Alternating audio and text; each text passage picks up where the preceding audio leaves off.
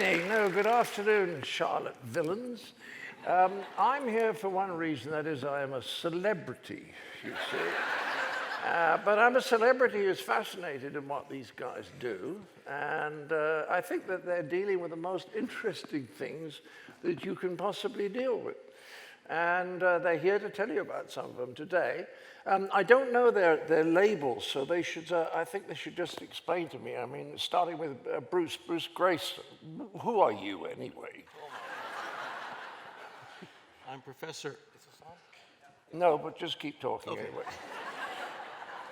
I'm Professor Emeritus of Psychiatry and Neurobehavioral Sciences at UVA and former director of the Division of Perceptual Studies. Neurobehavioral sciences. What the hell's that? I'm going to let Ed handle that. Okay. Oh, all right. Okay, let's find it. Then we got Jim Tucker. Yes, I'm Jim Tucker. I'm a child psychiatrist at the Division of Perceptual Studies, and I'm the current director. Okay, Emily Kelly. Yeah, I'm Emily Kelly, and I'm research. Hey, go. There's something wrong with the mic, Emily. Is this on? No? No. There's always a trouble with mics, don't worry. Particularly in the afternoon. You'd never get a microphone to work in the afternoon. So there's a nice embarrassing pause now, but if we don't get embarrassed, you won't. Here, I'll take this one. Okay, I'm Emily Kelly, and I'm a research assistant professor in the same division of perceptual studies. And Kim Penberthy. Kim Penberthy, yes. Penberthy. I am not British, I'm American. I'm a clinical psychologist in the Division of Perceptual Studies, and I am currently being blinded by that light, so forgive me if I'm squinting at you. I'm not winking, I promise. Thank you. Ed Kelly. I'm Emily's husband, and also a professor at DOPS and an experimental psychologist. So we're going to... They don't have to get much right, you know?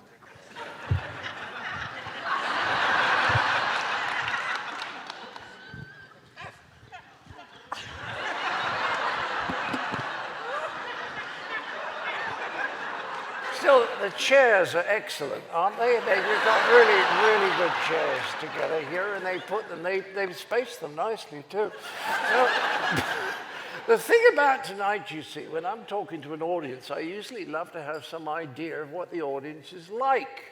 And by that, I mean, you know, what you know and what you're not likely to know, and what's likely to make you cross and what's likely to make you interested. But with you lot, I haven't the slightest idea whether you were very open to these ideas or convinced that there's something going on that the materialist, reductionist scientists don't think is possible, or whether you are here to shoot us down in flames. But anyway, it's going to be great fun. I think we should just start with Bruce. Bruce, tell us what you're doing at the moment. What are you looking at? What are you trying to find out about? Thank you, John. Thinking more clearly than ever before while your heart has stopped and there's no blood going to your brain. Looking down and seeing your body on the operating table and noticing details, unexpected details that your surgeon later verifies for you. Meeting deceased loved ones, family and friends who you thought were still alive. Meeting deceased people who you don't know, but later recognize from family photos. All these are things that happen in some near-death experiences that may have some bearing on the question of whether we survive death of the body, which is our topic for tonight. Is it possible that our consciousness or our mind survives bodily death?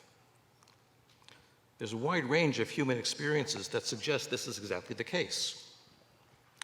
Near-death experiences occur to us when we're on the threshold of death, and therefore they raise the possibility that they may teach us something about what happens after death.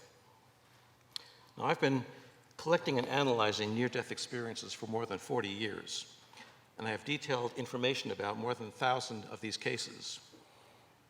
Each one is unique, filtered through the individual's background and personality. But there are some features that they all share in common.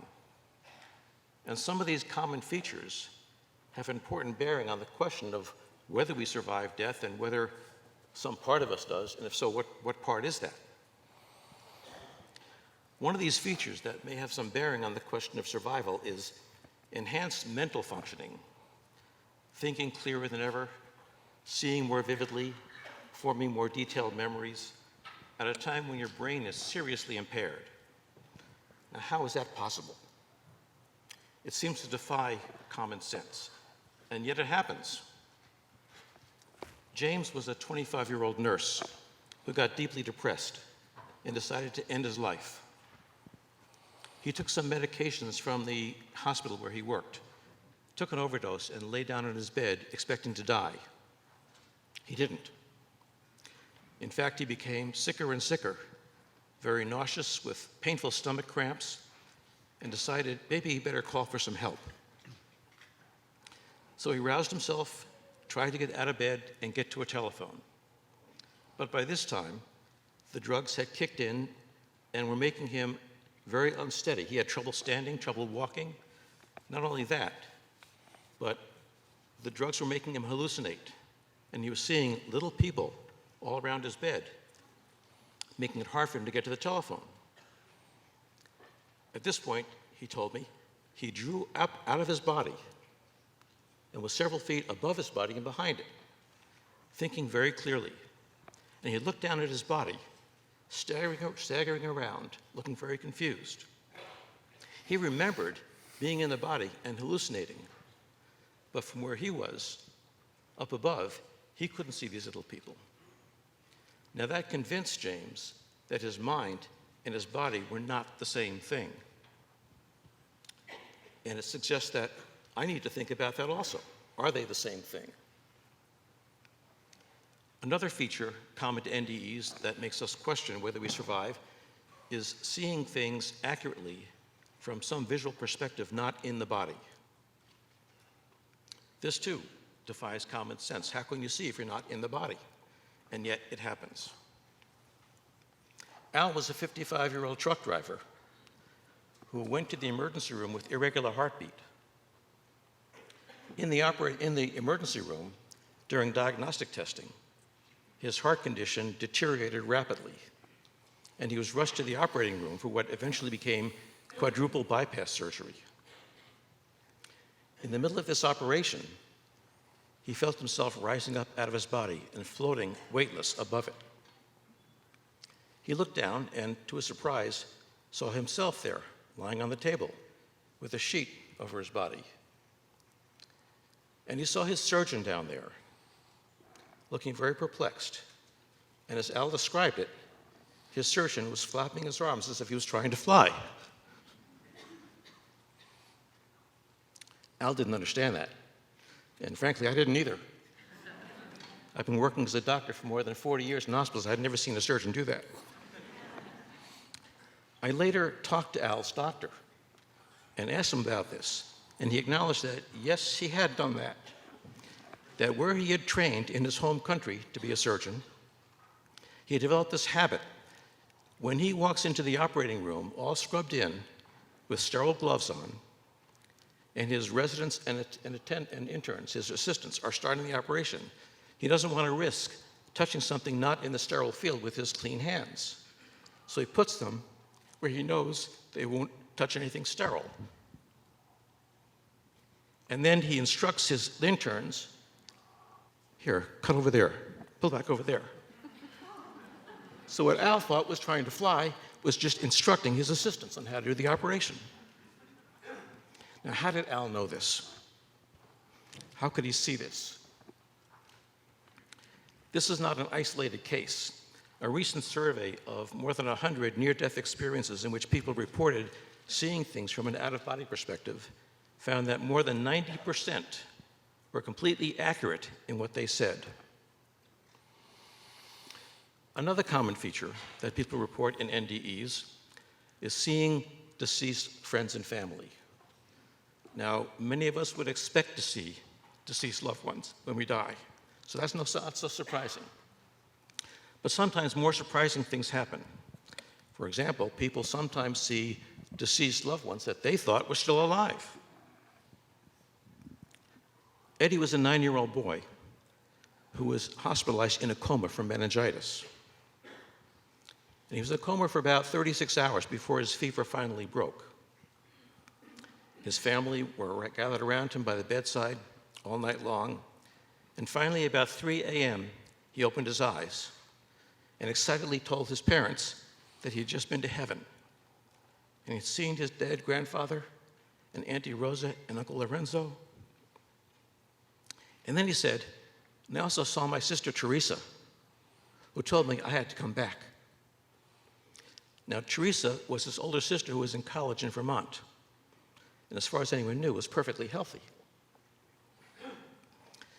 Later that morning, when his parents went home, they immediately called the college, and they found that Teresa had, in fact, been killed in a car accident just after midnight. How did Eddie know about that? Jack was a 25-year-old electrical engineer who was hospitalized with pneumonia. One day, as his young nurse, Anita, was fluffing up his pillow, she mentioned to him that this weekend was going to be her 21st birthday, and she was going to be gone for a few days, visiting her parents. Shortly after she left, Jack's condition went downhill, and he had trouble breathing. He eventually stopped breathing entirely. He then had a near-death experience in which he saw Nurse Anita. Surprised to see her there, he said, "What are you doing here?" And she said, "I've come to fluff your pillow up one more time. And I'd like you to go back and tell my parents that I love them and I'm sorry I wrecked the red sports car." When Jack recovered, he told the nurse about this experience. She started tearing up and left the room immediately. Later, Jack learned that Anita's parents had in fact surprised her with a red sports car for her birthday.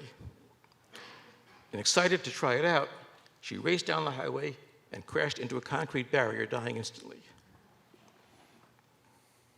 Now, how could Jack know this? How could Eddie know this? How can these things happen? And finally, there are some people in near-death experiences who meet what appear to be deceased people who they don't know. Levi was a 35-year-old man who was born in Holland, who had a cardiac arrest, his heart stopped, and he had a near-death experience, saw his grandmother who had died, and then saw a man who he didn't recognize, but who looked at him very lovingly. He didn't know who this was, didn't know what to make of it, so he didn't talk to anybody about this.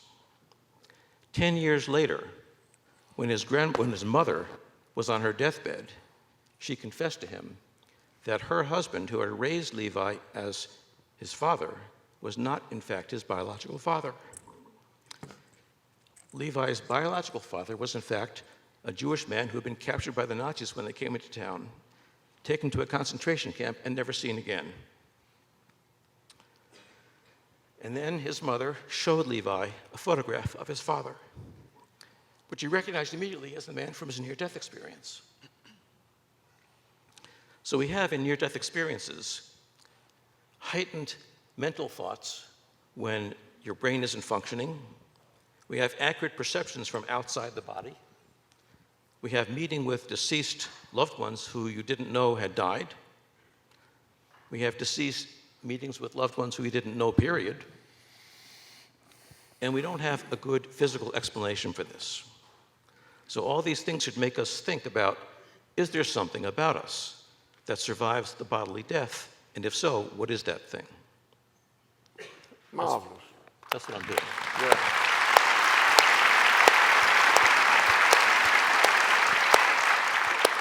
Well, when I started getting interested in all this nonsense some time ago, I was reading a lot about out-of-body experiences, which are obviously not necessarily connected with dying. Right.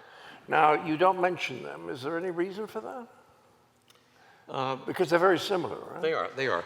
An out-of-body experience where you feel you're leaving your physical body is something that often happens as part of a near-death experience, but it can also happen under other circumstances as well.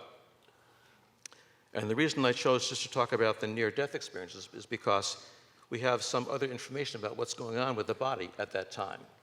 So it's a little easier to study what's going on with it. because it fascinates me. I'm so sorry. In the out-of-body experiences, there's almost a better chance of being able to check what happened. You know, people, I know a woman on the operating table, bad car accident, who said she left her body and went into the waiting room and saw her parents there. Right. And her brother was there, and her sister arrived late, and Gilligan's Island was on the television. And when she recovered consciousness and started talking to her family, of course, it scared them, and she stopped talking about it. Yeah. But those kind of things are particularly fascinating because, again, how did they get the knowledge? You know? Right, right. Go on. What were you going to say? I was going to say that what makes the near-death experience, out-of-body experience, so much more interesting to me is that we know that the brain is not functioning very well when this is happening. So we know that it is more than just the brain imagining this. It's something that is happening when the brain is not functioning right. Right. Good. Jim. Yes. Jim Tucker, what are you going to tell us about? Well, I'm going to talk about children who report memories of past lives.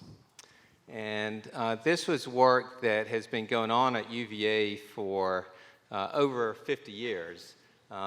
Division of Perceptual Studies officially started in 1967, so we've now celebrated 50 years. But Ian Stevenson, who started our division, actually started studying these cases in the early 1960s. And we have continued on even after he is no longer with us.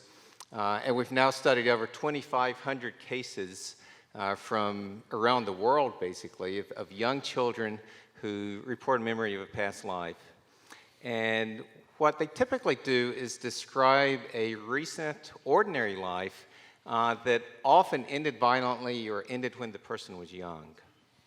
And Ian spent many, many hours and traveled many miles trying to find these cases, and mostly found them in Asia because in cultures with a belief in reincarnation, people talk about them more. But now, with the internet and with people knowing about our work, we hear from American families all the time. So I'll give you a couple of examples, and this first one is one that we talked about yesterday. So we got a letter one day from this mother in Oklahoma, and she said that she and her husband were just ordinary people. Her husband was a police officer, and she worked in the county clerk's office. But for the last year, their 5-year-old boy, Ryan, had talked about a past life in Hollywood. And he would cry about Hollywood, wanting his mom to take him back there. So to try to help him kind of process this stuff, she decided to go to the public library and check out some books on Hollywood. And they were looking through one day when they came to a picture from an old movie called Night After Night.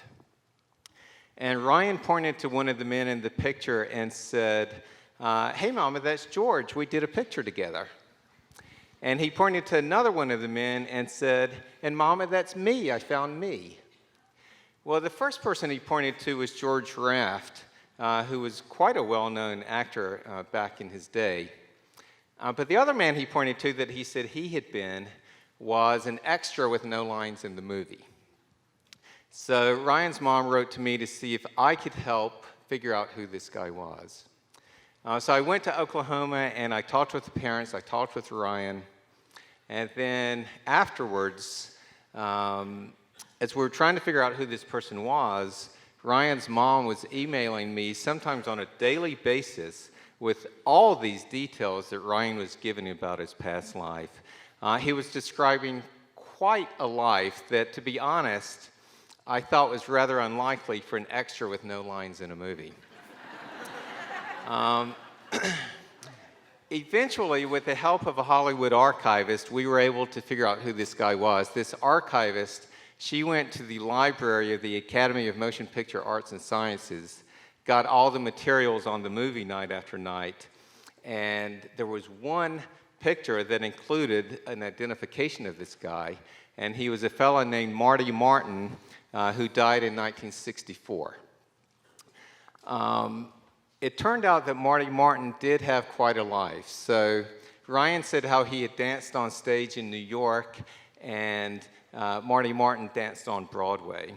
Ryan said he then went to Hollywood and worked in the movies, which Marty Martin did, mostly working on dancing in movies. He said that he then worked for an agency, and Marty Martin started a successful talent agency. In fact, Ryan said it was an agency where people changed their names, and then Marty Martin worked at a talent agency. Ryan said how he had seen the world from big boats and talked about visiting Paris. Marty Martin and his wife went to Europe on the Queen Mary, and we have pictures of them in Paris. Ryan said he had a big house with a swimming pool, which Marty Martin did, and Ryan said that the street address had the word rock or mount in it, and Marty Martin lived on North Roxbury. Ryan also said one time that he didn't understand why God would let you get to be 61 and then make you come back again as a baby. Which is sort of an interesting philosophical question on its own, but we got Marty Martin's death certificate, which said that he was 59. But then I talked with his daughter and with his stepson, who both said no, he was actually 61. So I looked into it, and I found 3 census records, 2 marriage listings, and a passenger list that all gave ages for Marty Martin that meant, in fact, he was 61 when he died and not 59. And altogether, we verified that over 50 of Ryan's statements matched with Marty Martin's life. Another example that I will tell you about is a recent case that I studied, a little boy that I'll call Stephen. He was also 5 years old. When he started talking about how he had been a soldier who died in a war and that it was in the jungle, and his parents asked him if it was Vietnam, and he said yes. And then he gave a last name, which was an unusual last name, and the state where he was from. So his mom went on the Vietnam Memorial website and found that, in fact, there was a soldier killed with that name from that state who had been killed in Vietnam. She pulled up pictures of a bunch of the people who had been killed, and when she got to the one of him, the little boy said, "That's me." So she didn't do any more research. She wrote to me to let me know what Stephen was saying. So then I did do a little more research online. I got a subscription to a online newspaper collection, did a little sort of detective work. And when I went to see the family, I brought some pictures with me. Now, I didn't want to overwhelm a 5-year-old little boy with lineups of pictures, so what I did was show him pairs of pictures where one of the pictures was from this man's life and the other one wasn't. So for instance, I showed him a picture of the man's high school and then a different high school, and he picked the correct one. I showed him pictures of 2 houses, and again, he picked the correct one. So then after that visit, I continued to do online detective work. I also wrote to the man's sister, and I heard back from his niece, the sister's daughter, and she sent me some family photos. So then I sent some more pairs of pictures to Stephen's mom, and the good thing about these tests, when she showed them to Stephen, was that she didn't know which was the right picture either. So there was no chance that he was picking up on cues from anything as he looked at the pairs. Now, altogether, we showed him 8 pairs of pictures. A couple of them he didn't make a choice on, but for the others, he was 6 out of 6. Now, along with the knowledge that these kids seem to have about a past life, a lot of them also show emotions and behaviors that seem linked. So I mentioned Ryan crying about Hollywood, and we hear this all the time of kids sometimes crying on a daily basis about missing their family, begging to be taken to their family. For the kids where the previous person died violently, a lot of them will have nightmares repeatedly about that death. So there's a well-known American case where a little boy, from the time of his 2nd birthday, started having horrible nightmares multiple times a week of a plane crash. And as the case developed, it became clear that he had memories of a particular pilot who was killed during World War II. Also with the violent death cases, a lot of them will, the kids will show phobias, intense fear toward the mode of death. And this seems particularly true in drowning cases, where these kids will just be intensely afraid of being put in water. And also, there are cases where, and Ian Stevenson was really interested in these and studied several hundred of them. There are cases where the children will be born with birthmarks or even birth defects that match wounds, usually fatal wounds, on the body of the previous person. So for instance, there was one little boy where the previous person had been killed by a shotgun blast to the side of his head. The man's neighbor said he mistook his neighbor for a rabbit and shot him in the side of the head with a shotgun. And then this little boy was born with just a stump for an ear and an underdeveloped right side of his face. Ian also listed 18 cases where the children were born with 2 birthmarks, ones that matched both the entrance wound and the exit wound on the body of the previous person. So with all this, these cases, I think provide pretty good evidence that something is going on, that there is this carryover from the past life. But I have never argued that these cases mean that we all reincarnate, that we all come back here. In fact, you can make the case that these are exceptional cases because the previous person typically died violently or died young, came back quickly with intact memories. So maybe the usual pattern for most of us is not that we come back here, but we may have all kinds of different types of existence after we die. But regardless, I do think that these cases contribute, along with near-death experiences and the other things, to a good body of evidence that there are times where consciousness does survive after the body dies, and in these cases attaches to new life and then has a new life here. So that's what I think.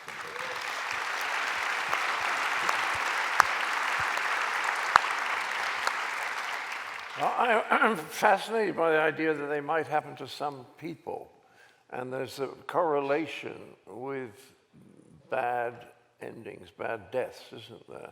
But that's not always the case, because in this one with the agent, there's a 40-year gap between the guy dying and the child being born. So just say a little bit more about that. Yeah, and with that World War II case, there's a 50-year gap there. Yeah. But the average interval is only 4.5 years. So it's typical that they come back very quickly. I mean, there are always exceptions pretty much to anything.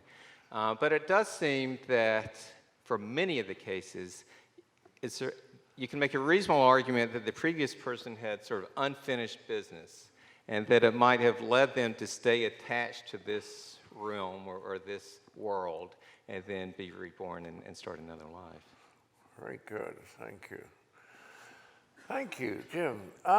Emily, darling, give us a picture of what you're interested in. Okay, well, I hope this new one works all right. You all can hear me? Okay, good. Several years ago, I did a survey asking people whether they had ever experienced any of a number of the kinds of things that we're interested in. Near-death experiences, past life memories, out-of-body experiences, apparitions, that sort of thing. And I learned about a lot of really interesting experiences that way. But maybe the most interesting thing I learned was that the single most often reported experience was being at the bedside of a dying person who seemed to be talking with and seeing someone who was not physically present. Usually someone who had died earlier, such as a spouse, a parent, a sibling. There's been virtually no systematic research done on these so-called deathbed visions, and so I really had no expectation about how common they might be. But in addition to the survey, I've also, over the years, talked to a lot of hospice workers who tell me that these experiences, in fact, are quite common. In fact, one hospice doctor told me that he has learned that when such visions start, it's time to call the family and make sure they're there. In addition to the dying person, sometimes people at the bedside will also have unusual experiences. And sometimes shared by the dying person, sometimes not shared by the dying person. And this actually happened in my own family. My grandmother had had a stroke, and she was at home dying. She was in a coma, and her son-in-law was sitting beside the bed with her. He himself was a physician. And all of a sudden, he saw, standing at the foot of the bed, my grandfather, who had died about 7 years previously, with his arms outstretched to my grandmother and calling out her name. And a few moments later, my grandmother died. Another kind of experience that actually has been studied quite a lot over the years is something that we call crisis cases. And these are experiences that happen not at the bedside of a dying person, but some distance away, and often quite a long distance away. A typical experience of this kind is one in which a person sees a vision, sees an apparition of a particular person, and then later learns that that person had in fact died at about the time of the vision. Over the years, there have been reported literally thousands of these experiences, reported and investigated, thousands of these experiences. And I learned about a few more in my survey, some very interesting ones, but one in particular that I found very interesting was not an actual vision, but involved a physical event. And I wanted to just read to you the description that the woman who had the experience sent to me, because she expressed it a lot better than I could. The day my grandma died, I was headed out to work about 3 a.m. I knew she was very sick, and I had planned to fly to New Jersey later that day to see her because I knew time was short. As I went to put the key in the car, I felt this overwhelming presence, and all of a sudden, my driver window shattered. And I thought to myself, Grandma just died. As I got to work, I could not shake the feeling of Grandma right next to me. The phone call came. Grandma died at the same time I felt her, and that the window shattered. I felt this was Grandma's way of telling me she's gone. Now, I don't have any idea how often car windows shatter spontaneously, but I don't think we can attribute this experience to chance. There's still another kind of experience that we are particularly interested in learning about, and we call these revival cases or terminal lucidity cases. And these are involve people who are suffering from Alzheimer's or other forms of dementia and who seem to recover their mental faculties shortly before they die. Again, I learned about some of these in my survey. One woman in particular wrote to me about her grandmother. Her grandmother had had Alzheimer's, and for quite some time she had not recognized anyone. But shortly before she died, she seemed to recover, and the woman actually had a conversation with her, a normal conversation in which they sort of went over family affairs, family events, things that had been happening. The woman told me, she said, it felt like I was talking to Rip Van Winkle. Another experience like this that was a similar one that was reported was actually reported in a special issue of Time magazine that came out several years ago. It was reported by a physician named Scott Haig. And this special issue of Time was devoted to talking about the mind-brain problem, mind-brain issues. And nearly all of the issue, or really all of the issue, was taking the position that is the predominant position in science today, which is that the brain produces the mind, produces consciousness, and that therefore consciousness is totally and wholly dependent on the brain. Well, Dr. Haig wrote a little essay that took quite a different position. And what he did was he described a case of his, a patient of his named David, who had brain cancer that had literally been eating away much of David's brain, so that toward the end of his life, he was completely unresponsive. One night, Dr. Haig went home, and he knew that David was going to die that night. And he did. He died that night. When Dr. Haig got back to the hospital the next morning, the nurse came up to him and said, last night David woke up and was able to talk to his family before he died. Now these experiences, these sort of revival cases, I think are extremely rare. We know about a fair number of them, but I think they are extremely rare. But they're also extremely important because they suggest that as the brain is shutting down, the mind is somehow being freed.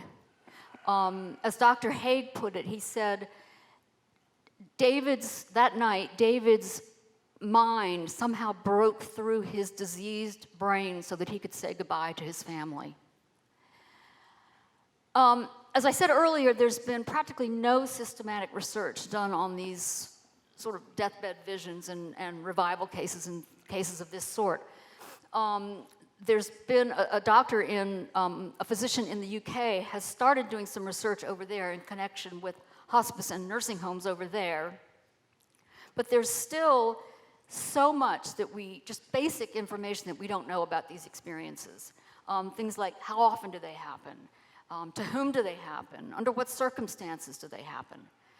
One of the most important questions that we know very little about is what's the relationship between drugs and these deathbed visions? We do have some preliminary information that suggests that drugs may actually inhibit the experience and not cause them. But again, this is something we just know very little about at this point. So we here at our group wants to start a study here in Charlottesville, and I'm now in the process of looking for funds to support this, but I don't know how many of you all were here last night, but as John said last night, funds for this kind of research ain't easy to find. But I'm optimistic that we'll be able to find it, and maybe in a few years we can come back to the Tom Tom Festival and give you an update on what we found. Thank you.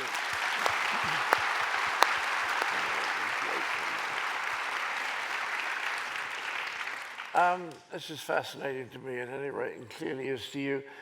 Now we've had three people talk. I think it might be fun just to open it up to the audience for a bit before we come back to Kim. Otherwise, just the repetition of the shape of this might become cause people to lose their concentration. Do we have some questions? There's a microphone there. We've got people, I think. Yes, sir. Can you stand up and shout?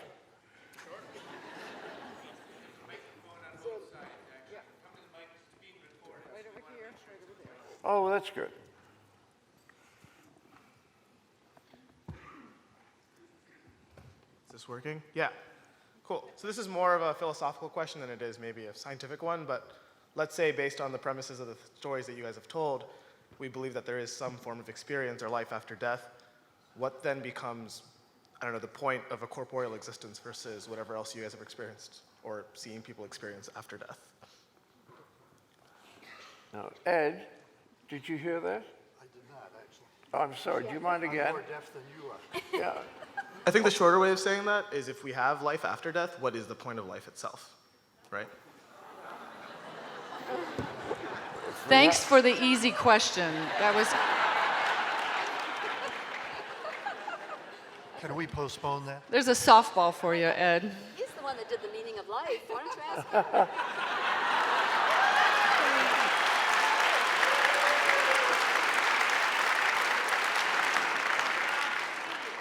I remember my good friend Peter Cook, who was a genius and a comedian. He was much more concerned with whether there was sex after death. But it's an interesting question, but I mean, what is the point of any of it? Do you see what I mean? You think you can ask her that at any point. But the point is, this may be the way it is, at least for some people. And if anything's accomplished this afternoon, I hope it's that people are curious, because many people in the scientific communities don't have a theory, so they say it couldn't have happened, which is not really terribly impressive. Stan Groff recounted an experience to Carl Sagan, at the end of which Sagan said it couldn't have happened, you know? And that's an odd, what can I say, defense. So what I'm hoping we'll do today is not convert you to some new situation, but cause you to be more curious about this kind of stuff, just so that you begin to read the literature. Because one woman who was had a very high position in the American statistical community, she was a famous statistician, she pointed out how the amount of evidence there is for this, it was unarguable from a statistician's point of view that the odds were that there's a great deal of truth in this stuff. And she commented that the extraordinary thing is that many of the people who felt strongly that it was imaginary or something to do with fraud or something like that, that they hadn't read any of the literature, and yet they still felt they were in a position to say, this is nonsense, it couldn't have happened. So all I'm saying to you is start reading the literature, because after a time it's very, very hard, I think, for me to accept anything other than the idea that something goes on after we die. And if quantum physics is as incomprehensible as it is, and that's the best way we have at the moment of describing reality, I don't see that life after death could be any simpler than that. So I think the key is, does it happen? Not whether do we have a theory to explain it. Yeah. The lady there, the blue shirt. Hi, first I'd like to say thank you to Mr. Cleese for coming to our small town. Get on with it. It is a small town. I've lived in a lot of big cities. But each of you so far have spoken about very segmented things. Have you encountered people who have multiple experiences? Because I've experienced some rather strange things in my life, but one is I tend to get visits from other people's relatives when they pass, and I'll know about it before I get the phone call, before they get the phone call. I've had family members that I have experienced my step-grandmother died of glioblastoma, and she had the clarity before she passed away, and she was able to have a conversation. My roommate, some years later, had the same experience with her father. Very severe case of glioblastoma. In both cases, both died in 6 months, and they had no cognition whatsoever. And her father woke up, was able to have a conversation with her and her brother. And we were all adults in both of these cases, and it was very clear. And he was able to kind of rectify some things and just kind of say goodbye peacefully. But I feel like I've been exposed to a lot of these kinds of things, and I'm wondering, do you find that there's certain people who are sensitives or where there are multiple experiences? Yeah, there definitely are, and it differs with some of these different experiences. I know with near-death experiences, people who have near-death experiences often do not have a history of unusual events. But after the NDE, after the near-death experience, they're opened up and the door doesn't close. And they often have many experiences after that. I think it's somewhat different with the reincarnation memories. Well, it is, although there do seem to be some families where the reincarnation memories actually is almost like a genetic thing.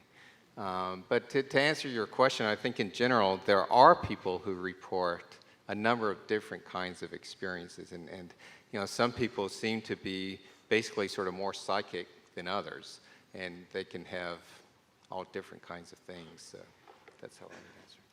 I will say, I think Ed can speak to this better than I can, but there is a fair amount of experimental evidence showing that people who do well in experimental tasks have certain personality profiles. So in addition to what you're pointing out, that people do have, I mean, having just one-off experience is not very common. Most people do have multiple ones.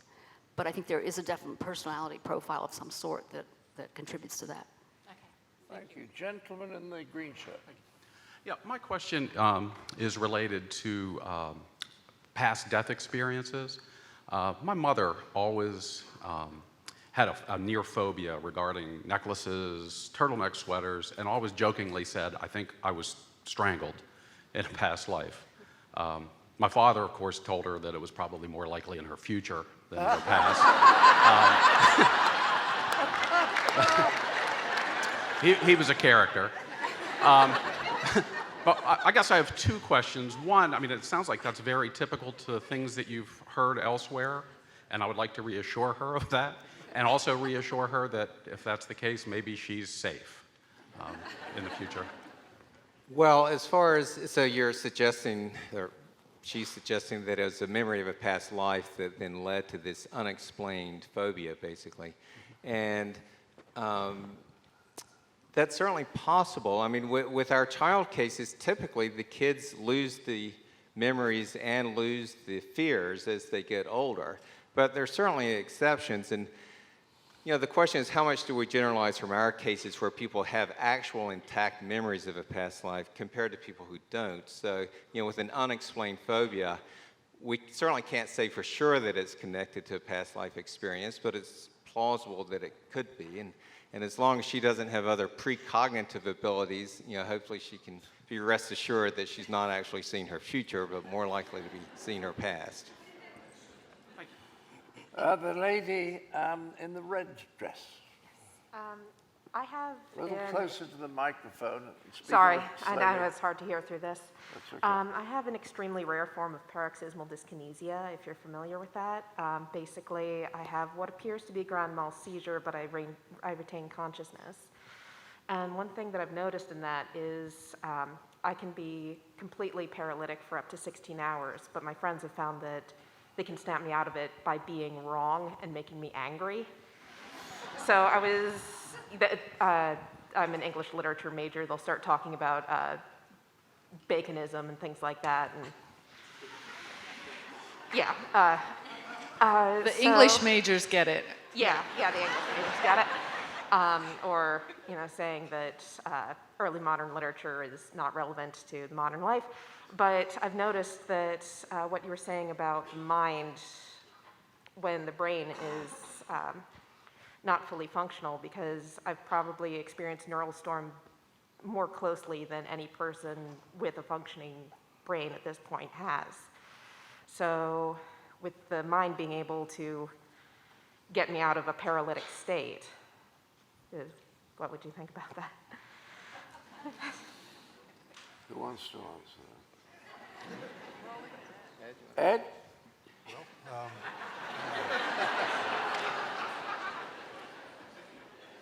That's one kind of example that we're definitely interested in. I mean, a lot of the stuff we study, cases, near-death cases in particular, we have a lot of that occur under conditions like deep general anesthesia or cardiac arrest, heart stopping, which basically abolishes the conditions that most neuroscientists think are required for anybody to have a conscious experience. And yet people are not only reporting experiences, but the most intense transformative experiences of their entire lives. So this is another example of that sort of thing. Okay, let's have one more from the lady in pink. Hi. So with the children who have these memories from a previous life, and children stop remembering things, you know, they don't remember things before they're, 7 or 8 or something like that. Do they lose this recollection? And also, I'm curious, the families of the dead people, do they engage with them and really relate to them after this all kind of comes out? Well, almost all the kids stop talking about the past life as they get older, and usually around the time of 6 or 7. And many of them seem to lose the memories. And as you say, that's when all children lose memories of their early childhood.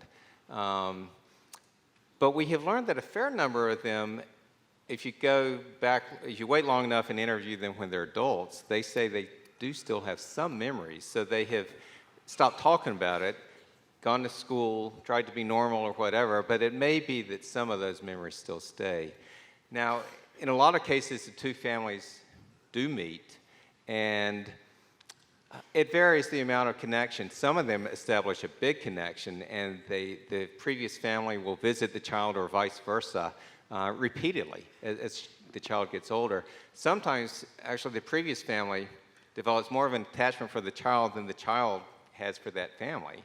Often with the kids, once they meet the previous family, see the previous place, they see that their memories are validated, but they also see that time has moved on, and it seems that the emotional intensity from their standpoint lessens, even though for the previous family, of course, it may get more intense as they see the child. Thank you very much. Okay, well, we won't add any more to this queue. We'll go back to Kim and Ed after we've done these. Gentleman in the blue stripes. Hi. As someone that was raised in a fundamentalist family, I'm someone that came from a history of, blind belief. I've gone back and forth between both sides. I'm dealing with a lot of skepticism these days. I have two questions. I'm only going to ask one. And I was very torn on which one I wanted to go with, because one is very positive, and I would love to talk with you guys about that more later. But right now, we'll give you two. We'll go one, then Damn, back really? to you. All right. Mr. Cleese, thank you. You're my hero. You already were. Let's have the positive one first. Okay, first. Well, I've been working with a theory for a long time, and I just wonder, I would love to hear your opinion on it, that the idea for life, if reincarnation is true, or if we are able to live many, many lives, is this idea that the only way human beings could ever live together in a perfect afterlife is if there was such a thing as perfect empathy. And the only way you could ever experience perfect empathy is if you had actually experienced what it was like to be everyone else. And I love to think that it's possible that when we become who we are, it's actually just an amalgamation of every single possible experience. So we're still ourselves, but we still know what it's like to be everyone else. And I just wonder if you guys have talked about that or if you've thought about that. Are you tying that to reincarnation? I wasn't clear. I'm sorry? Were you tying that? It could be reincarnation, it could be parallel universes, it could be all kinds of different ways that it would all come together.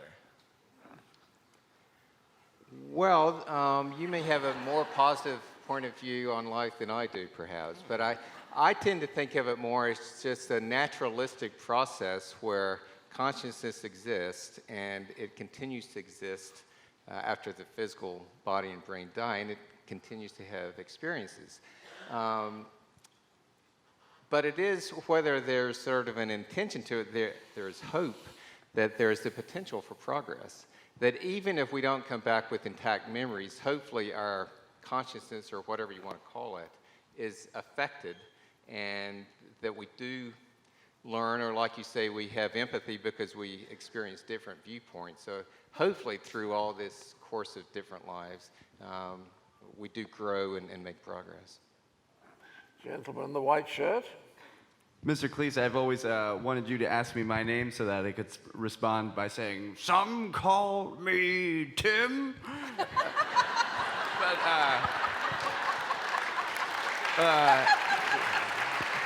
and I know that the talk is only halfway over, and I don't mean to minimalize or generalize anything, but I'm trying to get a certain grasp on certain sort of thematic intention for all of your studies. Does it have something to do with closure? A lot of what we've been talking about has kind of focused in on a way to close the book, and all of what everyone else is talking about is kind of opening so that there is an opportunity to close the book, and I just wanted some sort of elaboration on that. Ed, you fancy that one? How about not Ed? I'd rather respond to that actually by talking about the two books on the Sounds good. end of the list there. I look forward in to a it. little bit. Now, I will say, though, that science is not really about closing the book. It's about opening it up and getting more and more better questions. I think Woody Allen said, "I don't believe in an afterlife, but I am taking a change of underwear." Thank you very much. Gentleman in blue, you're negative. Wow. Go and I feel spoil the afternoon. I am unworthy, but okay. So what I've heard so far, the thing that I feel most skeptical about, and that's hardest for me to understand, is this idea that there's some kind of physical carryover into the next life. I had never heard that before. The idea that something could mentally carry over makes a lot of sense to me, or emotionally. But the idea that you were killed by a gunshot wound and then you're born with birthmarks, I can't even begin to imagine any kind of reason for that or mechanism that would create that. Do you all have any theories for that or any explanation for that? Yeah, and I will say that was sort of a big pill for me to swallow also when I got involved with this work. And we know from other research that sometimes mental images can produce very specific changes in the body. So for instance, there are cases of in hypnosis where you tell someone you're burning them with a hot poker or whatever, and they'll develop a burn purely from the mental image of being burned. So in these cases, I don't think it's literally the physical wound, the shotgun to the head, but it may well be the sort of the mental image of that, the mental experience of being killed. That is obviously a very strong experience that the consciousness does continue. It continues with it almost in a PTSD kind of way. And then rather than like hypnosis producing a temporary mark, in these cases, the consciousness, if it does in fact enter a developing fetus, it would then lead to a similar wound that would be permanent on the child. So it wasn't literally the physical injury, but more the mental aspect of it that produced the mark. Jim, you made an interesting point to me a couple of days ago when you pointed out that it was a very strange way for karma to work, that someone who has been killed seems, they're continuing, what do we say, their continuing experience seems like a punishment for having been killed. Do you want to say something? Yeah, so, a lot of these cases came from places, for instance, with Hindu beliefs where karma is a big part of that. And I mean, karma is certainly a more subtle philosophy than we often know about. But in any case, the idea of karmic retribution would lead you to think that if somebody's murdered, then the murderer would then be reborn with the injury that he caused. But in fact, that's not what we see. It's the victim that comes back with the wound. So again, it seems to be, I would view it as a naturalistic mental experience that leads to that. Right. Gentleman in the white shirt? Just a quick comment and a question. The gentleman who first came up and asked, what's the point of it all? Why bother being human? And I'd like to offer that, maybe the hokey pokey really is what it's all about. So my question is, were any of you non-believers or highly skeptical before you started this research? And would one or two of you care to comment on what might have changed your minds? I don't know that we've changed our minds. I think we all are fairly skeptical about these things we're investigating. And it certainly opened our minds to see these things. In fact, one of the most profound things that opened my mind is seeing the way these experiences affect people. The profound and long-lasting after effects of near-death experiences, for example, persuaded me that these are not a type of mental illness. They're a real event that people are going through. I'm very skeptical about how we understand them, what their meaning of it is. Yeah, and I would agree that I think we're still skeptics in the sense that every case that I approach in some ways looking for the defects in the case. So, I mean, obviously we're open to this stuff or we wouldn't be devoting much of our lives to it. But I think we do approach it with a scientific point of view that, speaking for myself, I'm trying to find out for myself what all this means. I'm not trying to convince anyone of a particular religious belief or whatever, but just trying to see really where the evidence takes me. Kim. I was just going to say, I think we would all raise our hand and that's a big part of the scientific approach to it, that we don't come in with our mind already made up, that we really are curious about this. I might add that we're all just poor empirical scientists down in the trenches for the most part, and don't claim to have any kind of special expertise about what it might all mean. And we're open to the possibility that it is all about the hokey pokey. I mean, it occurs to me that when the founder of physics, Niels Bohr, said about quantum physics that if, as you approach it, you are not shocked, then you haven't understood it.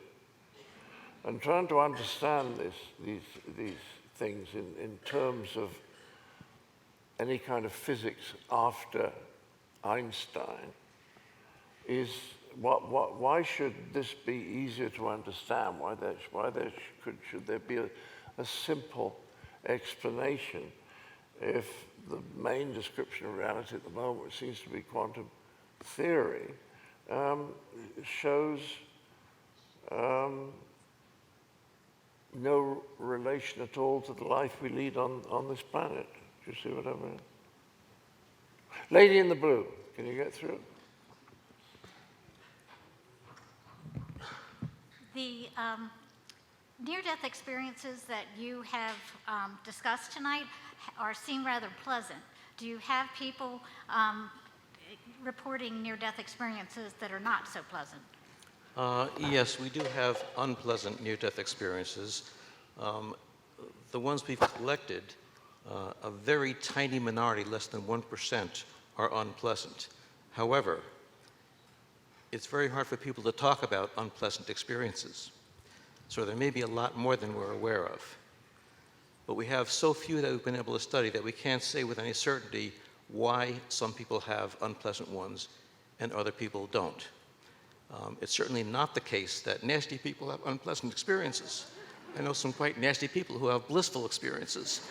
And there's certainly lots of reports about saints throughout the ages who have unpleasant experiences. So there's no simple answer to it.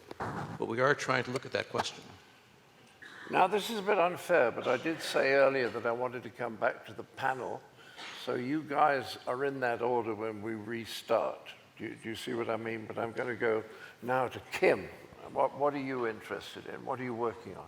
Well, I am the new kid on the block, so I have not been here as long as these folks, and I feel very fortunate to be part of this group. I'm a clinical psychologist and a professor in the Department of Psychiatry, and as part of my work, I see patients, and I do research, and I teach.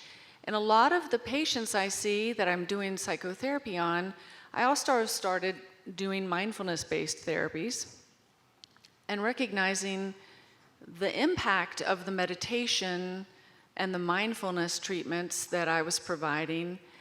And the positive impact on symptoms was wonderful. However, I kept hearing over and over again from my patients that they were experiencing other things. And so that's where I really began exploring and getting interested in what was actually happening. And I'll give you an example very quickly. I had a gentleman with very severe depression, an attorney, very bright, 52-year-old, had just been left by his wife, very bad alcoholic. He had tried so many times to stop drinking. He had tried so many times to stay on his treatment for depression, and he couldn't. And I worked with him to start practicing mindfulness meditation to help reduce the cravings for alcohol. It didn't work, but he kept trying, he kept meditating. And then one day he came to me and he said, "I'm not going to drink again."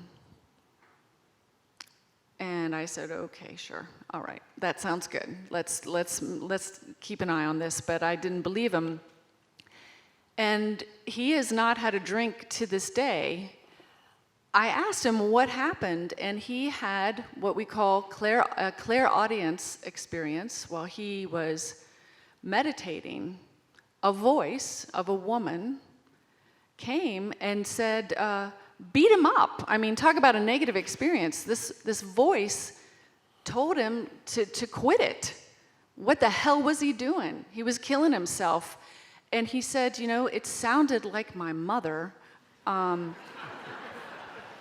I'm not sure if it was. But he said it resonated with him, and no one else heard it. It wasn't, you know, a real person. He wasn't delusional, but it worked. He had perceived that this came from somewhere, and it worked. And I saw this over and over again in my patients with personality disorders when they would meditate, when they would get in touch with this thing, change the state of consciousness. And what I began to realize is that more and more of them were reporting what many of you will know as cities.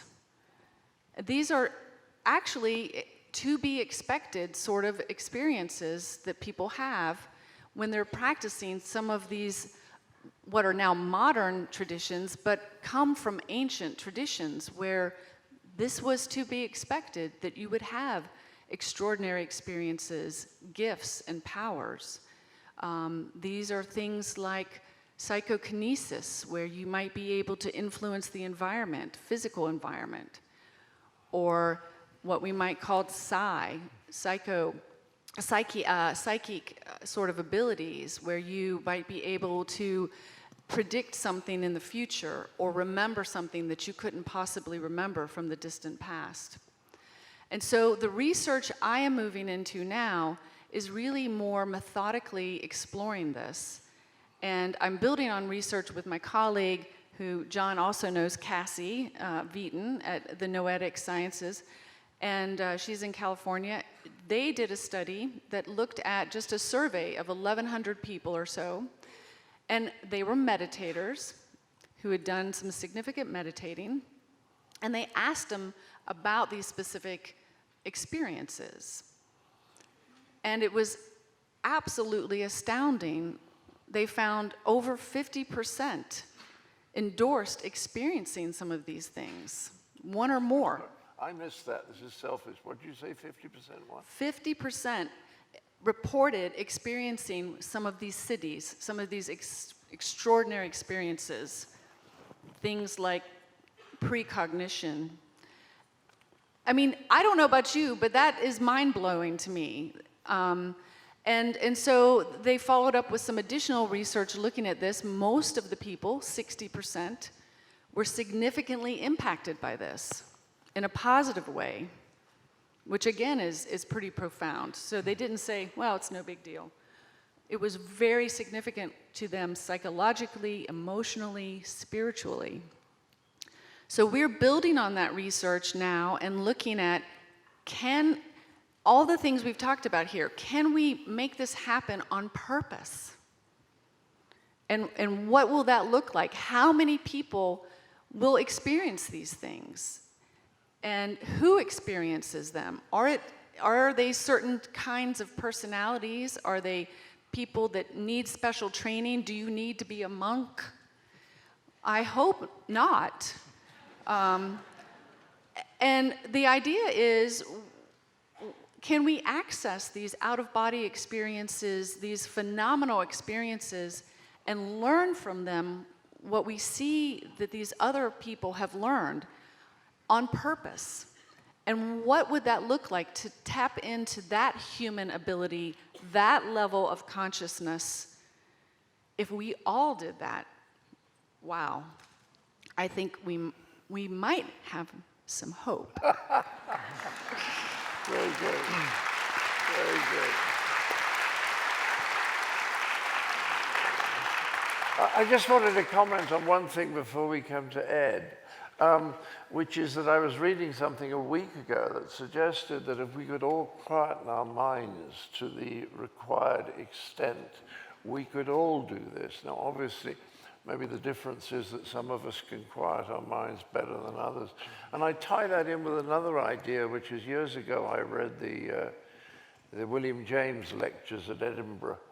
we was talking about religious conversion experiences, and they all seem to come at moments when people's lives were so bad that they kind of gave up, right? It's that suddenly you stop relying on your brain, and then something comes in. Does that make sense? Ed. You're getting a lot of laughs tonight, Ed. What are you up to? I want to tell you a bit about two parts of my own career in psychical research, and I've been in it since the early 1970s, but I've only been at DOPS since 2003. And the kinds of things that I've been involved in kind of bracket the main part of the DOPS research portfolio. You know, most of DOPS's work has been focused on very detailed case studies and field investigations of various kinds that you've heard about. But I'm, like him, an experimental psychologist by training, and I actually got started in this direction late in graduate school. Because of some personal experiences, I encountered the literature of experimental parapsychology, and while I was working on my dissertation, read enough of it to become convinced that there really seemed to be something there. I mean, these people were using the same kind of methods that I was being taught to study paranormal phenomena.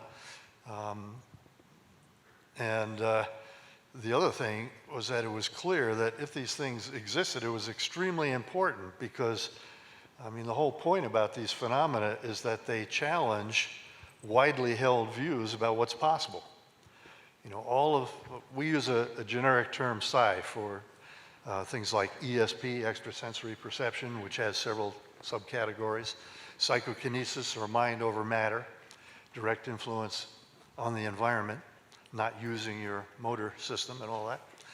And the whole point of both kinds of phenomena is that a person or an organism is exchanging information with the environment despite the presence of some kind of a barrier that conventional classical physical principles would say should prevent that from happening. And it's very easy, it turns out, to set up experiments to test whether these things can happen. And of course, at that time, the main center for experimental parapsychology in the US was Durham, North Carolina, where J.B. Ryan had set up a unit in the psych department at Duke. And so I began corresponding with Ryan and decided after a while that I'd throw caution to the wind. I had friends who were telling me, you're ruining your life here, but nonetheless, I went down and I began working for Ryan at the usual terms, $400 a month, 6-month trial period. A steady stream of idealistic volunteers, most of whom didn't survive very long. Anyway, I also had the great good fortune, after I'd been there for about a month, a guy showed up who turned out to be probably one of the best subjects ever to walk into an experimental parapsychology laboratory. This guy could do essentially anything we asked him to do. I worked with him for over a year. Just to give a couple of examples, we had a special electronic psi testing machine. It involved, you had 4 targets, 4 lights. The machine would pick one. You were supposed to guess which it would be. The machine, in the absence of a subject, instantiated the laws of probability to perfection. Same with most persons.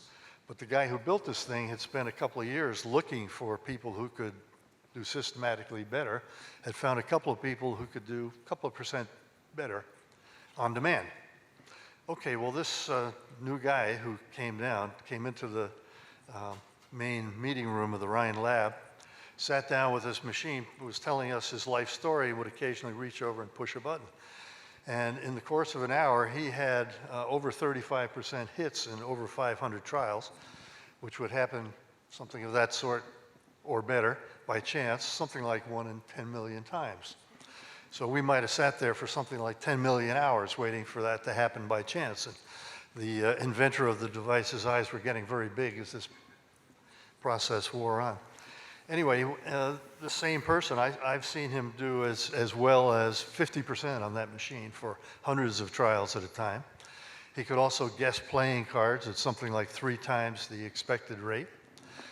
with large numbers of excess number hits as well. And there were things, well, let me just stop there and give you one of the, what I hope will be a primary take-home point of this talk.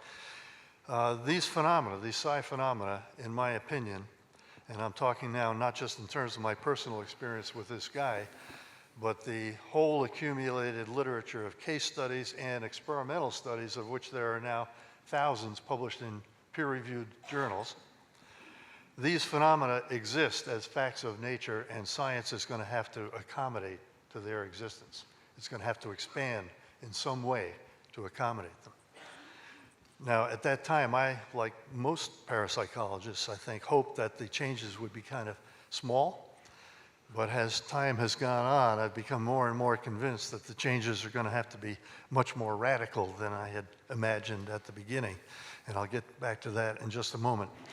But to continue on with the experimental part, one of the big things that happened during that period, I worked at the Rhine Lab for about a year and a half, but then migrated over to the Department of Electrical Engineering at Duke, the reason being that I had become convinced, particularly because of experiences with this guy, that it would be productive to study psi phenomena from a psychobiological kind of point of view. And in particular, what we wanted to do was to measure brain waves while people like him were performing in these tasks in hopes of learning something about what state the brain was in when he was about to make a good guess.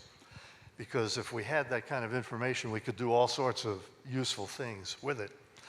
And so we started this program and went at it diligently for almost 10 years, poorly funded the whole time.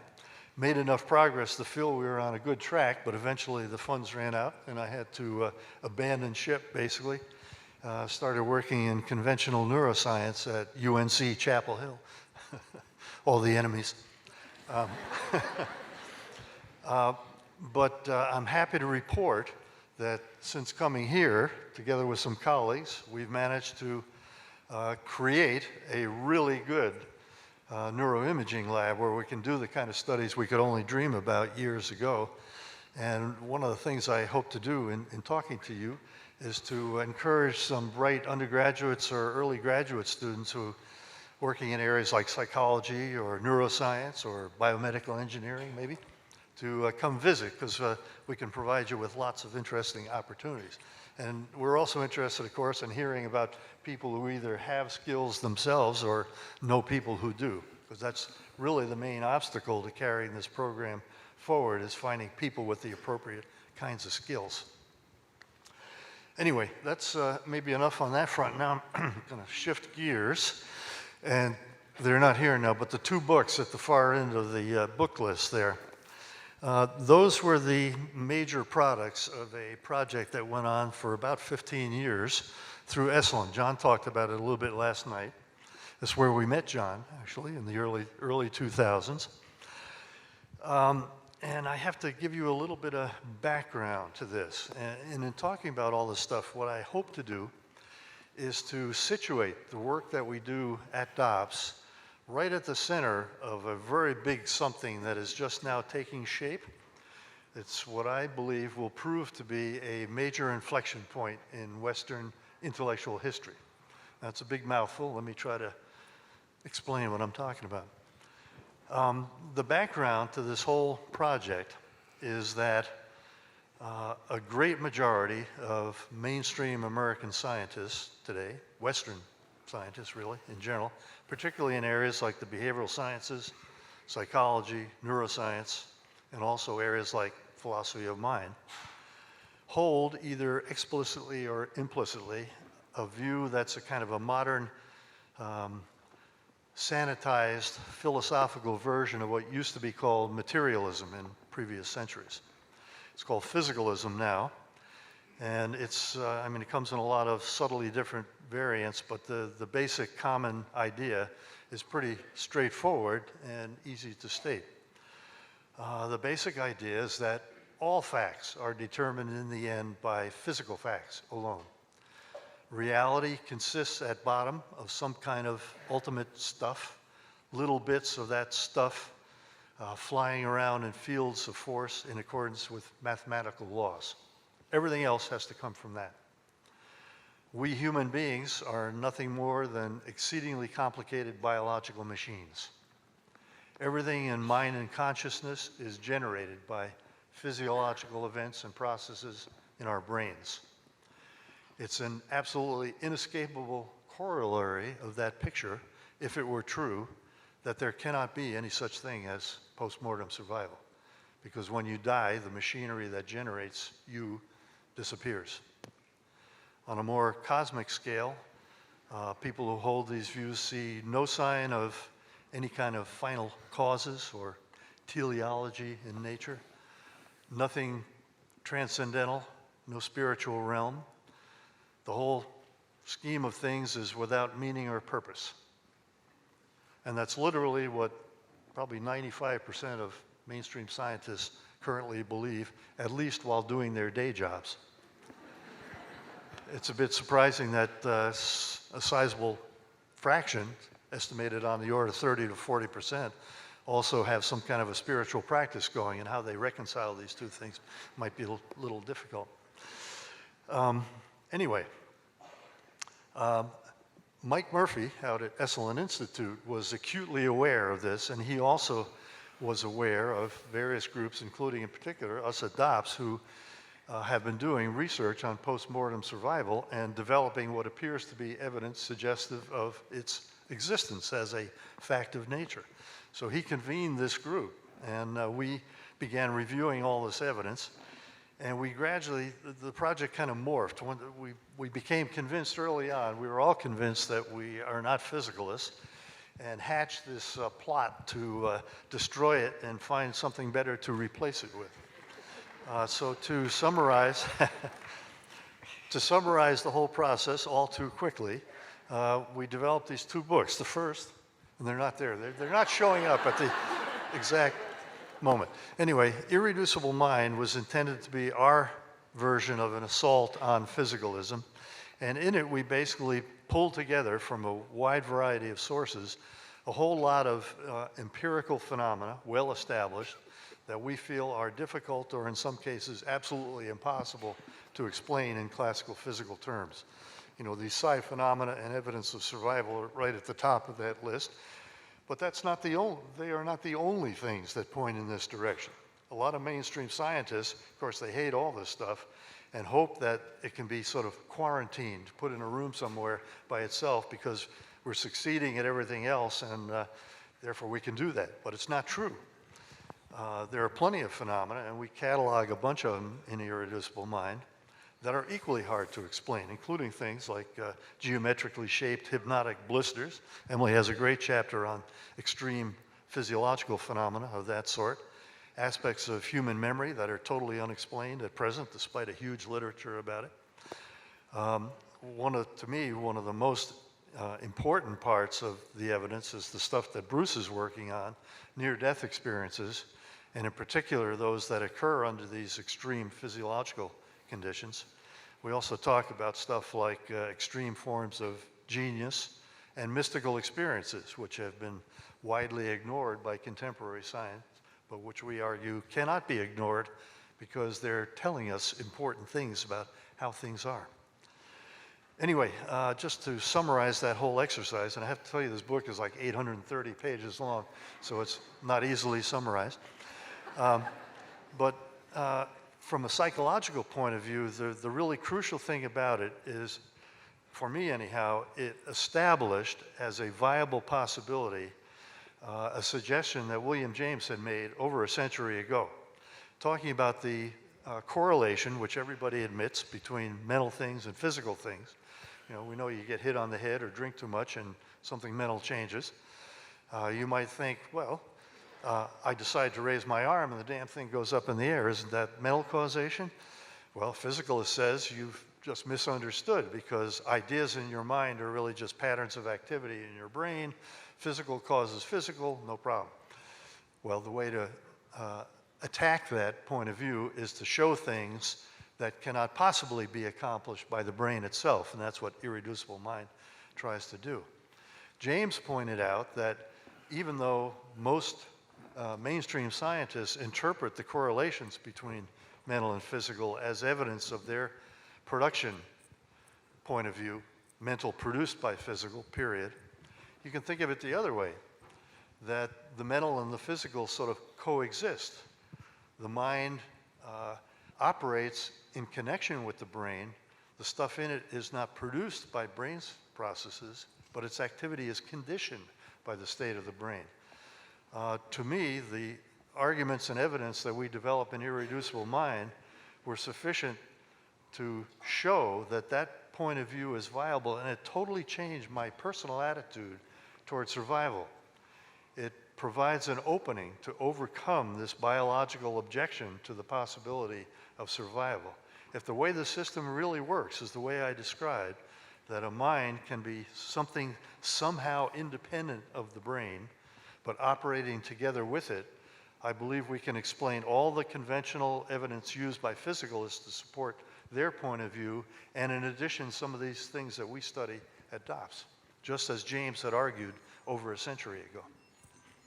Okay, well, that was stage one. That was the easy part.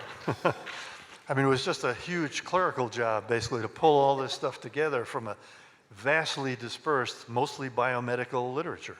There's all kinds of stuff out there that challenges the physicalist point of view, but has never been really assembled in a way to show that clearly. Okay, but now comes the hard part. What can possibly replace the physicalist point of view? Right on time. Beyond Physicalism, that's part two.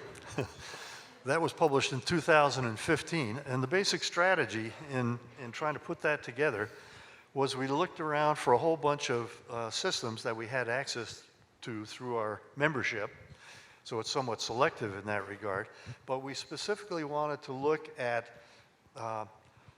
people and systems that had deliberately tried to figure out how the world must have to be in order for the kinds of phenomena we had cataloged in Irreducible Mind could occur. We found quite a few of these things, a very strange set of bedfellows for one book. We got chapters in there by several physicists, for example, contemporary physicists, quantum theorists, cosmologists.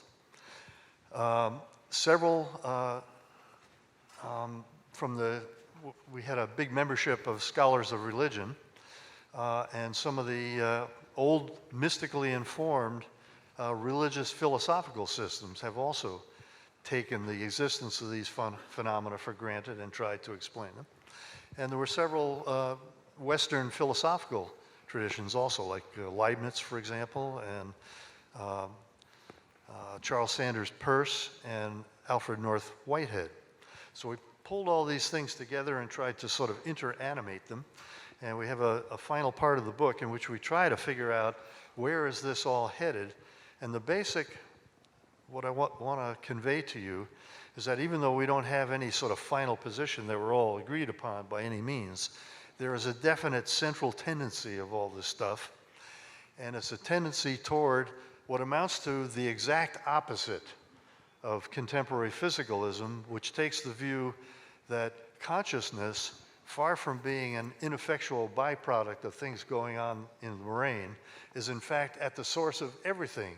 And we're going to have to somehow figure out how our experience of ourselves as being in a shared external world comes into being. And I will tell you also that at this very moment, I know of at least 3 books being generated by people who are deeply familiar with developments in modern physics, all driven by mystical experiences of their own, who are attempting to formulate their particular systems of that sort. And I firmly, personally believe that something of this sort will emerge in the not distant future as the new sort of received wisdom, the new generally accepted, scientifically based worldview. And I also would echo Kim in saying to John that this may be our best and perhaps only hope to save ourselves from the various catastrophes you described last night. I agree, Charlie.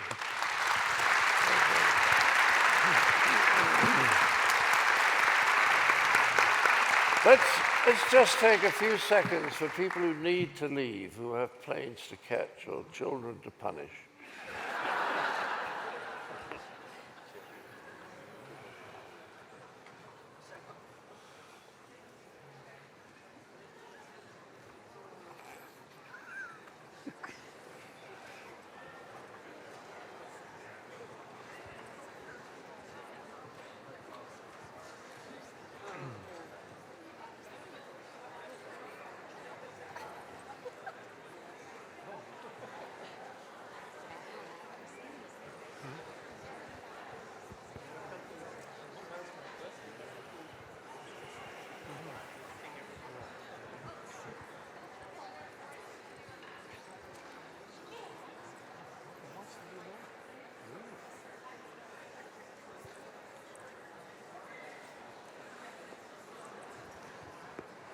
What are you up to, Pat?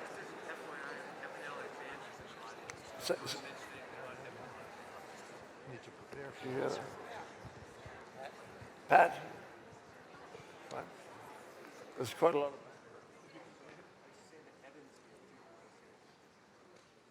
Evan.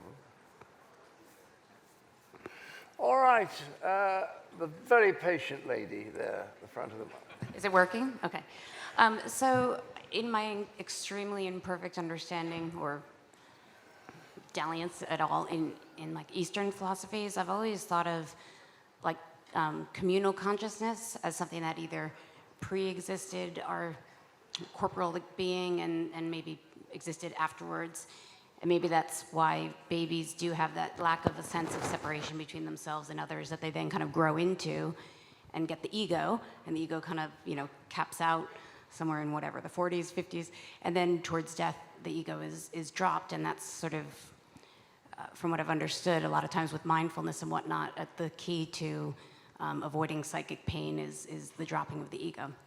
But a lot of what you've explained in the near-death experiences and other things seem to maintain a very individualistic existence post our bodies. And I'm just curious if you have any thoughts about that, or do you think that that's almost because they're so close to a earthly life, or do you really, and you sort of you gave an example of like a dialogue between two souls, or whatever you want to refer to them as. Is it in your minds, or maybe you think separately, is it a communal consciousness, or do you think it continues as a single standing consciousness? Thank you. This is a very complicated question.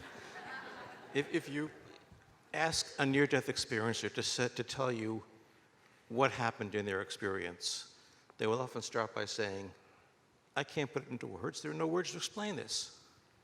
We say, great, tell me about it. So they force it into English words, knowing that it's a distortion to do that. So when they say, I saw my body, it's not like they were seeing with eyes. They knew where the body was, they knew things about the body, and the only way they can convey it to me is by saying, I saw it. So when they talk about personal things, we know they're using a metaphor to explain it to us. Many of them will say that in their near-death experience, there was kind of a dual consciousness. They were aware of themselves and also aware of being part of something much greater than themselves. And they can't explain it to us because it doesn't go into English words. I think it's also true that there's a lot in the mystical literature about this, about people who have mystical experiences and retain that sense of self, but conversely are also losing that sense of self. And again, like the near-death experiencers say, they can't really explain it, although they try. But that sort of paradoxical maintaining and losing the sense of self happens in mystical experiences. Great. Now you said you were going to let us three go. We waited. Oh, yes, that's true, isn't it? That's very fair. What? 15 minutes over time. When do we have to finish? We have to finish in 5 minutes, so let's talk very, very fast. I'll be very quick. The children who remember previous lives, they obviously had adult skills in those lives, language, music, smells. Any of that carry through? Sometimes there are cases where children seem to learn things more quickly than other children do. There are occasional, very few, but occasional prodigy type cases. I've got one where it's a bit of a long story and we've only got 5 minutes, but he basically remembered being the life as a golfer, a professional golfer, Bobby Jones, people may know. And this kid was definitely a golfing prodigy. I mean, from the age of 3 on, he was winning golf tournaments. So there do seem to be times where skills do carry over. I have 2 things to say. One, I did have I think it would be a mystical experience, you might say, and you and the blonde pretty girl. I want to say I do have a key, because the first 43 years of my life were a living hell. I couldn't figure out how to do life, so I lost my children. I did get them back, but I came to the end of myself. I didn't know what to do, and I said, fuck it. I don't care if there's a hell, I'll go there. I don't care because I can't do it anymore. So I had this encounter, and I'm not going to tell you all of it. You can look on my website or whatever, but here's the key. The first thing I heard when I went into the trance on that day in the house that I was being evicted from, when I went into the trance, the first thing I heard was, because the guy told me I had to go to church, and I said, I've already tried that. And then he said, ma'am, you already know about God. And that's when I went into the trance, as soon as he said that. And then I went into the trance, and the very first thing I heard was going back to the altar, because he told me I had to go back to the altar. And the first thing I heard was going back to the altar means starting all over with everything that you think that you know about life. And I said, I won't know anything. I mean, I'll really be stupid, right? But there was this flutter of fairies around me going, yes, yes, yes. So I made an agreement that I would surrender everything that I thought that I knew that obviously wasn't working.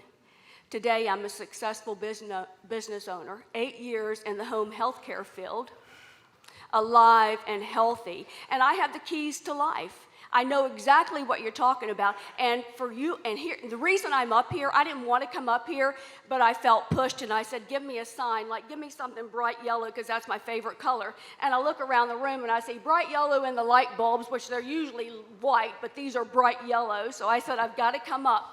But here's for your fundraising. You're talking about, are they using drugs for people that are crossing over? Patient after patient, they all have an encounter before they cross over. So for your fundraising, I would say find out people that own home care agencies, which I'm one, and let us give you a report for free so that you can know what these people are actually experiencing. Would you not say that that is a really good first-hand way of knowing? Because I would never lie to you. It's a very good idea, and we have people here who will be able to follow that one up. Sir, you have 4 seconds. Oh, madam. What are your thoughts on, and do you have any studies regarding mediumship? Mediumship. Well, yes, I did a study of mediums several years ago. Since we have so little time, I won't go into any details about it. I did a study with a number of mediums. We did sort of blind readings with the mediums, and again, I can't go into great details, but it was one of the mediums in particular was extremely successful. And then Ed and Kim are now, they've got a proposal for a mediumship study to be done here also. So yes, we are interested in that. Yeah. Last one, sir. Thank you. Thank you, Mr. Cleese. Dobbs, thank you for this evening. My question is, in your research, have you run into any cases with children in which they have taken on the personalities of the past lives that they claim they had? Or like as they have grown older, have they taken on those personalities? Well, it seems, with each case, we coded on a bunch of different variables and put it in the database, and that includes some personality features. And what we see is that there is a correlation between personality features in the previous person and the child. It's certainly not one-to-one. I mean, they are different individuals, and of course we know personality is affected by genes and environment and everything else, but there is a correlation there. So it seems that there is some carryover, but it's also subject to be changed by the other aspects of life. Okay, well, I just want to wrap this up with something I found. This book, which Dean Radin gave to me a couple of weeks ago, Real Magic. He just at the end, at the beginning of the chapter on scientific evidence, which seems to be really the 101 of this stuff, he talks about a woman who was the chair of the statistics department at the University of California at Irvine. And in her presidential address to that, to the ASA, speaking at a meeting attended by 6,000 statisticians, she said something. She said, for many years I've worked with researchers doing very careful work in parapsychology, including a year that I spent working full-time on a classified project for the United States government to see if we could use these abilities for intelligence gathering during the Cold War. And then she concludes, at the end of that project, I wrote a report for Congress stating what I still think is true. The data in support of precognition and possibly other related phenomena is quite strong statistically and would be widely accepted if it pertained to something more mundane. I think that's really interesting. Thank you, Charlottesville.